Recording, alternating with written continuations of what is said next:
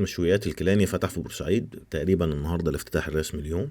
طبعا هو من اشهر المطاعم في دمياط وراس البر، وانا كنت اكلت عنده من زمان في راس البر. فاتح في سفاري مول شارع 23 يوليو مقابل مارينا كافيه او البوريفاج، هو مكانه هنا جوه. ما شاء الله اخد مكان كبير، في قعدات او الدور هنا، وعاملين هنا جزاره بره، وهنا في مكان للشاورما والفراخ. غير كمان في قعدات اندور، دورين، ده الدور الارضي، وفي قعدات في الدور الاول، المكان من فوق شايف البحر. ده المنيو بتاع المطعم، كاتبين هنا في المنيو كابتن اشرف الكيلاني لاعب كوره مشهور سابقا ومؤسس اكبر واقدم مطعم مشويات في دمياط وراس البر. اسعارهم كويسه، السلطات عندهم اي نوع ب20، الشوربه 40، المحشي مثلا مشكل ب95 و125، الخضار الساده من 35 ل40، باللحمه ب75 او 80. اسعار المشاوي كيلو كفته 800، اللحمه الصافي زي الكباب ب1060، والاسعار في المنيو شامله كل حاجه خدمه وضريبه. المهم انا طلبت شوايه اسمها شوايه الحريف، دي عباره عن مشاوي مشكله، اما تيجي نتكلم عنها.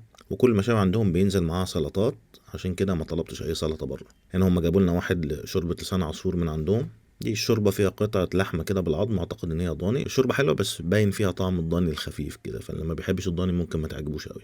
جالنا كمان سلطه خضراء، ونزلوا سبت عيش، ما كانش سخن، هو العيش مش وحش بس بارد شويه، وباين ان بقاله شويه يعني.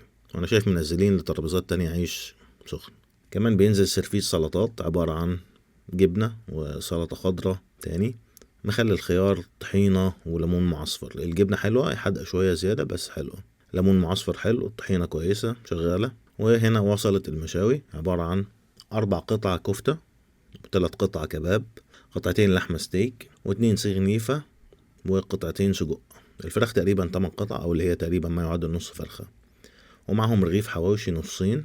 الحواوشي حلو جدا، كمية اللحمة كويسة والتتبيلة حلوة. الكفتة عادية مش أقوى حاجة، هي مش وحشة بس مش مميزة، وانت بتتوقع من كبابجي قديم زي الكيلاني كده ان الكفتة بالذات تكون أقوى من كده بكتير. الكباب عجبني، انا ما عنديش مانع ان الكباب يكون فيه شدة شوية كده عادي، بس طعمه حلو وتتبيلته حلوة. الستيك كمان برضو كان حلو. السجق ما عجبنيش خالص، لا فرمة وطعم اللحمة ولا التوابل. النيفة كانت خطيرة، زبدة بتدوب.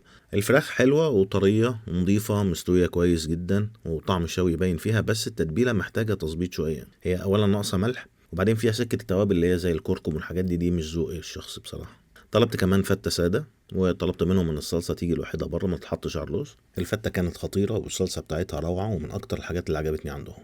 ده الحساب بتاعنا، المية الصغيرة ب10 جنيه، سعر كويس جدا. أنا محبش المطاعم اللي بتكسب من المية، المطاعم تعملها ب20 و25 جنيه، مش فاهم ليه. انت بتبيع أكل مش بتبيع مية. باختصار التجربة حلوة، المكان ظريف، نفس جو المطاعم المصري بتاعت المشاوي، مش المطاعم الجديدة زي المحمدي مثلا، الحاجات الفانسي دي.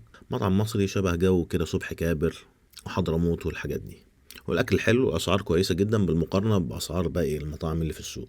الاستاف ذوق جدا وبروفيشنال، عارفين شغلهم، لانه ما شاء الله عندهم خبره كبيره. بس دي كانت تجربه قريه الكيلاني. سلام.